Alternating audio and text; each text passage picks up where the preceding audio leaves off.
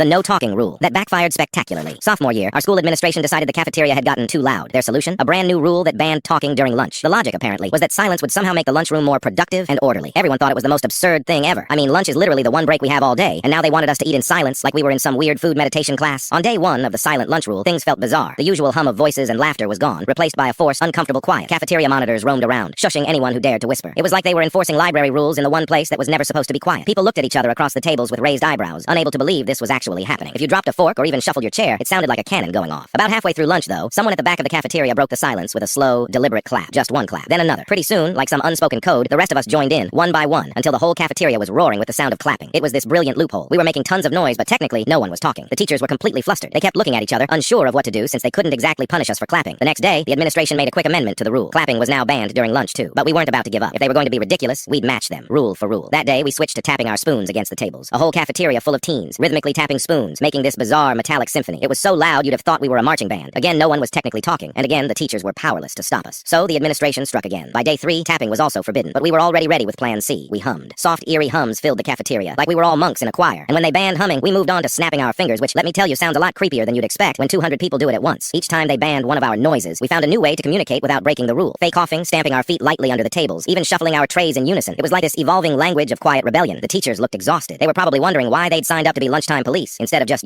letting kids have a normal lunch. It was clear that this silent standoff had officially become a battle of wills. We were like a collective hive mind of teenagers out to prove a point, and the administrators couldn't keep up. After a full week of this back and forth, the administration finally gave up. They called a school-wide assembly to address the issue, trying to make it sound like they'd reached some reasonable compromise. But we all knew they'd been outmatched. Even some of the teachers admitted that the rule had gone overboard, and that they felt it was unrealistic to expect complete silence during lunch. The rule was officially repealed, and in its place, they put in a much more manageable guideline to keep the noise reasonable. In the end, the whole silent lunch experiment turned out to be one of the best memories of high school. We didn't just sit down and accept a silly rule, we found ways to beat it, one ridiculous sound at a time. And the best part, the administration had tried to silence us, but our voices found a way to be heard without a single word spoken.